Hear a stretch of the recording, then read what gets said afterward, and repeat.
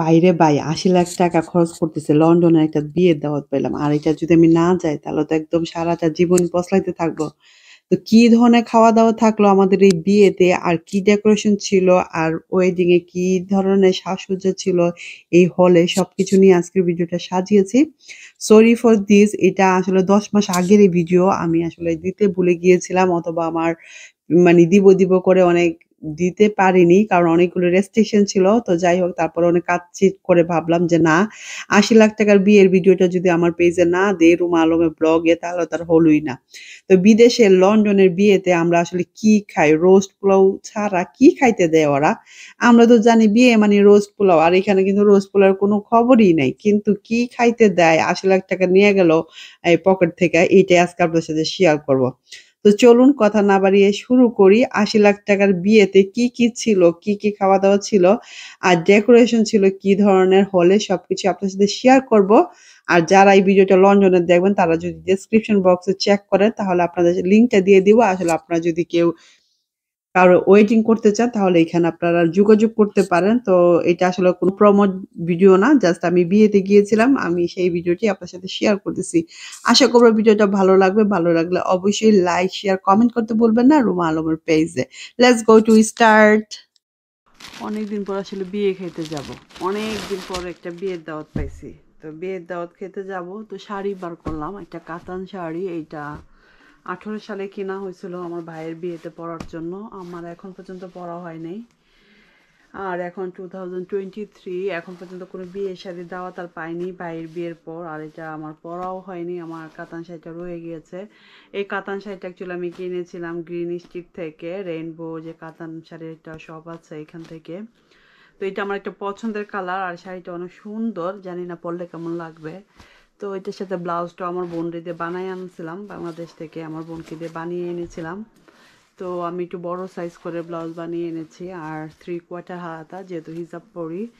তো এটা দিয়ে আজকে রেডি হয়ে যাব। আর রেডি আমি একাই হব। এখানে তো পার্লার টার্লার আমি এত বেশি অ্যাভেলেবেল না যে যায় মেকআপ করা। তো আমি নিজেই চেষ্টা করব যতটুকু পারি শাড়িটা পরতেও চেষ্টা করবো একা। তো অনেক শাড়ি, তো এর ভিতরে ভাবলাম যে এইটাই পরি। তো সাথে হিজাব কিছু ম্যাচ করেছি, জুয়েলারি। এটার সাথে আমার বড় বোন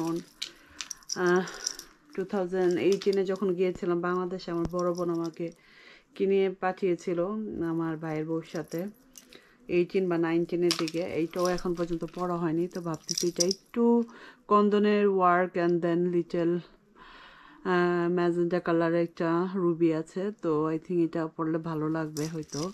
সাথে ইয়াররিং। তো ইয়াররিং জানি না আমি পরবো কিনা হিজাবের সাথে।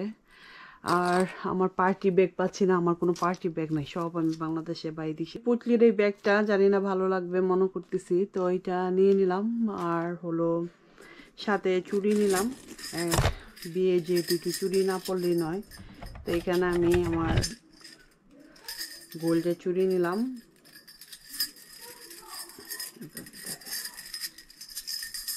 এখানে গোল্ড কালারের চুড়ি নিলাম। আর সাথে দুটা স্টোনের এই যে দুটা চুর ছিল, এটা নিয়েও সরি পড়ে যাচ্ছে খুলে। তো এইটা আই থিঙ্ক ভালো লাগবে। আর আরেক হাতে এরকম একটা জাস্ট চুর পরবো। আর ভাবতেছি টিকলি পরবো কিনা। তো তার জন্য দুইটা পেয়ার টিকলি আছে, নিয়ে নিলাম। যদি পরি I am not sure. And ring আরও আছে, আমি বক্সটা খুঁজে পাচ্ছি না। হিজাব পাচ্ছি না গোল্ডেন কালারের, তো জানি না এইটা। আর এইটা দিয়ে ম্যাচ করবো এখন কোনো মতো। দাওয়াত আসলে অনেক দিন আগে পেয়েছি। যেটা হয় যে আমার এই সমস্যা, আমি কোথাও কোনো কিছু খুঁজে ঠিক মতো রাখতে পারি না। আমার এত কিছু অর্গানাইজ করতে হবে, বাট করবো করে ভাবতেছি করা হচ্ছে না।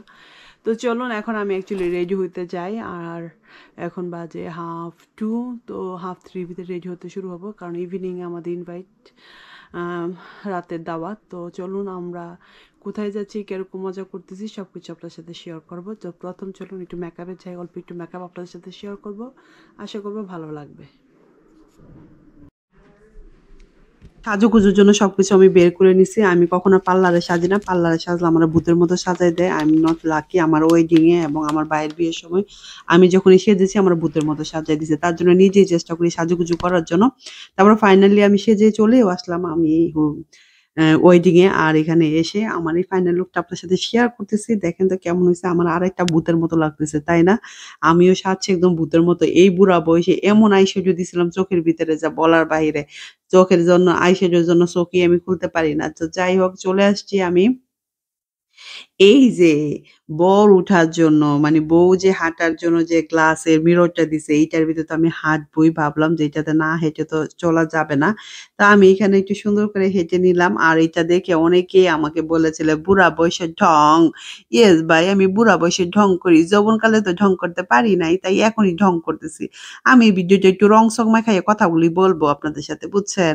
তো যাই হোক আমার এই ভিডিওটা আমি যখন আমার রিলে দিছিলাম তো অনেক ভাইয়ারা আপুরা বলছে বুড়া বয়সে ঢং পেতনির মতো লাগতেছে। হ্যাঁ ভাই আমি তো সাজুগুজু করতে পারি না, নিজে নিজে সাজছি তো পেতনির মতো তো লাগবে। আর এই যে আমার সাজ এই যে পেতনি, এই যে পেতনি চলে আসছে। তো যাই হোক ওদের ডেকোরেশনটা ছিল খুবই ভালো। আমি লেট হয়ে গেছে আমার সাজুগুজু করতে করতে। আমার বাসার সামনে থেকে এই বিয়েটা হইছে। আসলে আমি আজকে যার বিয়েতে আসছি সে ছিল আমার নেইবার সিস্টার, ঠিক আছে? ওর 2nd সিস্টারের বিয়ে ছিল। তো সেই বিয়েতে আমন্ত্রণ পাইছিলাম আর এইটা হয়েছিল। পান খাওয়ার আয়োজন করছিল এখানে। এত সুন্দর করে পান খাওয়ার আয়োজন করছিল। পান কি খাবেন? দেখতেই খালি চোখ পইড়া খালি দেখতেই মন চায়। তো যাই হোক এটা আর সবকিছু ছিল লাইভে। আপনারা সবকিছু এখান থেকে যা খাবেন আপনারা বইলা, বইলা বানায় নিবেন। গরম চা ছিল, অনেক কিছু ছিল, ফ্রুট ছিল, চাট ছিল, এভরিথিং ছিল এখানে। এই সবকিছু খালি হয়ে গেছে। আমি লাস্টে দিয়ে ভাবলাম যে আমার ব্লগের জন্য একটু করে নেই। আসলে ঢুকে ছেড়ে মনটা খারাপ হয়ে গেছিল। ভাবলাম যে ভিডিওই আর করব না। কেন বলেন তো দেখেন? জামাই বলে ২ পাশে ২ দিকে বসায় রাখছে। কেউ কারো সাথে যোগাযোগ নাই। আমার যতই হইছে বিয়ে হইছে। আমার জামাই আমার বাসায় না থাকলে কি ভাল লাগে? আমার জামাই এক রুমে, আমি আরেক রুমে বাচ্চা-কাচ্চা লইয়া। এই গ্যাদারিং তো আর ভাল লাগে না। কারোরে চিনি না, কথাবার্তা বলতে পারি না। তো যাই হোক একা, একা বইসা রইছে। আমার জামাইও বলল সেও নাকি তার ওই জায়গায় তার কাউরে চেনা জানা নাই। আর যাদের চেনা জানা তারা হইছে যে বিয়ে বাড়ির লোক। তারা তো বিশাল বিজি। এরে আপ্যায়ন করতে হইতো, ওরে আপ্যায়ন করতে হয়। তো এই অবস্থা। বাচ্চা-কাচ্চা খাওয়ার আগে শুরু করছে কড়াই আইসক্রিম খাইবো। তো ওরা এখানে চইলা আইছে আর যাইয়া দেই যে কিউ। পরে ভাবলাম আমি একটু ভিডিও করি দেখি কড়াই আইসক্রিমটা কেমন হয়। বাট আমার কপালে জুটে নাই। এত বড় কিউ ধইরা কড়াই আইসক্রিম খাওয়ার। তো যাই হোক একা, একা মন খারাপ কইরা বইসা রইছি। ছবি তোলারও কেউ নাই। পোলাপাইনটা কইলেও ছবি তুলে না, হেরাও ছবি তুলে না। তো যাই হোক এত সুন্দর একটা ভিডিও যে না করি। তারপর আবার ছিল মায়ের বাড়ি থেকে রেস্ট্রিকশন ছবি তুলবেন না। কারো ফেস যেন না দেখান যায়। তা আরেক মহা বিপদ। যাই হোক নিজে বইয়া, বইয়া মনের আনন্দে ড্রিংকস খাইতেছি। আর কি করব? নিজের সেলফি নিজেই তুলি, নিজের ভিডিও নিজেই করি। এই বিয়ে বাড়িতে আইসা যাই হইলো যে অপমানটা পাইলাম। কারোর লগে চিনি না, জানি না। তারপর হইছে যে কয় ছবি তোলা যাবে না, ব্লগ করবেন না, আমারে তুলবেন না, হ্যারে তুলবেন না, বউর ছবি তুলবেন না, জামাইয়ের ছবি তুলবেন না। আরে ভাই রে ভাই! এমন রেস্ট্রিকশন যদি বিয়া হইতো আমি যাইতামই না এই বিয়াতে। আত্মীয়র মানে বিয়া। যাই হোক সাইডে মাইডে একটা পাইয়া গেলাম টেবিল। এই টেবিলের ভিতর যাইয়া দেখি তো কি জানি চমৎকার বক্স দিয়া রাখছে গিফট আমাদের লাইগা। আরে বাবারে খুশিতে আনন্দ গপর, গপর করে ৬ টা জন আমরা ৬ জন মানুষের লগে ৬ টা প্যাকেট লইয়া লইলাম। এখন খুইল্লা দেখমু যে ভিতরে আসলে কি দিছে। আরে ৳৮০,০০,০০০ খরচ করতেছে এই বিয়াতে। কি দিল বক্সের ভিতরে? সোনা দানা না তো? যাই হোক খুইল্লা দেখি পারফিউম। ও মারে মা! এই পারফিউম দিছে। এত সুন্দর পারফিউম। এই পারফিউমের বক্স পাইয়া মাইয়া ঘরে কই টেবিলের নিচে লুকা। মাইয়ারা ব্যাগ-স্যাগ কিছুই নিছি না আমরা। এখন এই যে কেমনে নিয়ে আমু বাড়িতে? আমি যদি জানতাম বিশাল বড় একটা ব্যাগ লয়ে যাইতাম। আর এই ব্যাগের ভিতরে আমার এই জিনিসপত্র যে আমি সুন্দর করে গুছাইয়া নিয়ে আইতাম। কি কন আপনারা? সব টেবিলে দেখেন একটা বক্সও নাই। সবাই বইয়া, বইয়া যার, যার ব্যাগ খালি করে ফেলছে। এই পারফিউম গুলি খুবই এক্সপেনসিভ। এগুলি বাংলাদেশের টাকা হইব ৳৩,০০০-৪,০০০ করে একটা বক্সের প্রাইস। আর যার লগে বিয়ে হইছে হ্যাঁ ছিল পারফিউমের দোকানদার। মানে পারফিউমের মালিক। এর লেগে হ্যাঁ এই দিতে পারছে আমরারে বুঝছেন? ক্যান্ডেল, পারফিউম এগুলি খুব এক্সপেনসিভ। লন্ডন, ইস্ট লন্ডনে তার নাকি দোকান। খুব বড় ব্যবসায়ী লোক।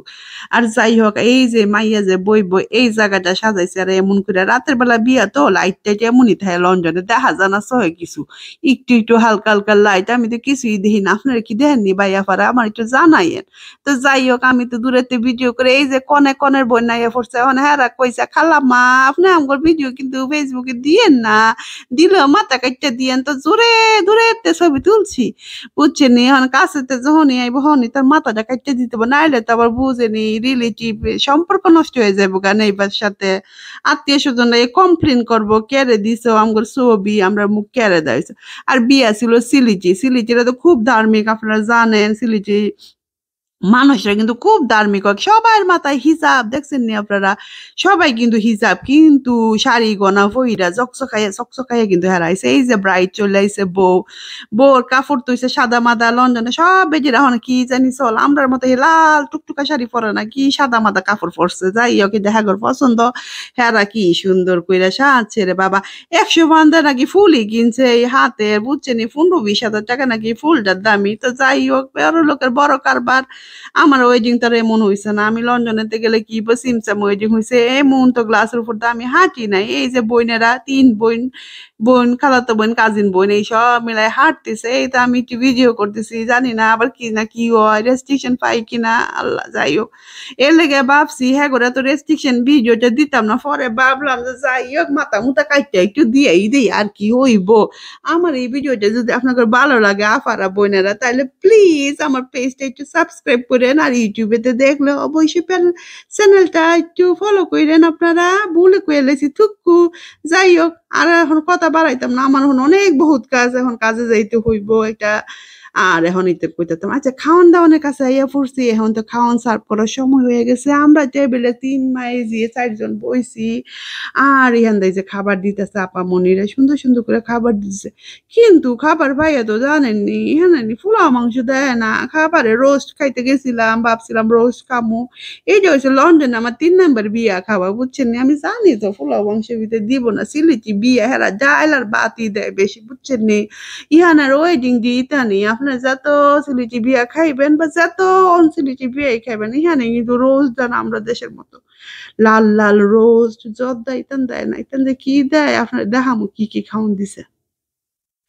এই যে সুন্দর করে সার্কেল টেবিল ভিতরে আপারা সাজাই দিছে এই আশেপাশে জাফামনিরা বসে হ্যারারা ছবি তোলা নিষেধ কোন দিকে আমি কোন দিকে যাই ক্যামেরা লইয়া আমার ফোনের লইয়া এসে মহাবিপদ জিফুতের কয় আমার একটু ছবি তুল হ্যাঁ না মামি আজকে যখন ভিডিও কথা কইলাম যে তখন কোনো ছবি আসেনি ওই দিকে কয় মামি নো এনি পিকচার তুমি আমাদের পিকচার কেন তুলো নাই তো সাফা দেবিতে দিতে মন চাইনি তখন কইছি আমরা সেলফি তুলি আমরা ছবি তুলি তখন তো তোরা আইলি না এখন তোরা এইতেন কেরে করতেছ কাজ আমরা একটা ছবি নাই আম্মাজি এখন দিছি ধরে থাপড়া দুইটা তো জি ফুটি হয়েছে যে এমন আমার তো আবার ফুট নাই অবশ্য জি তো যাই হোক খাবারের ভিতরে ছিল কাবাব শিক কাবাব বুঝছেন বেশি বেশি করে শিক কাবাব লইছি এই লন্ডনে খাবারে এই শিক কাবাবটা দিবই বুঝছেন আমি শিক কাবাবটা লইছি আমি জানি তো কি কি খাবার দিব তারপর আমি কইছি বলাবেন যে শিক কাবাব আমার মেয়েদেরও খুব পছন্দ না তারাও শিক কাবাব লো প্রথমে আমাদের স্টার্টার হিসাবে ছিল শিক কাবাব বুঝছেন তারপরে ছিল কি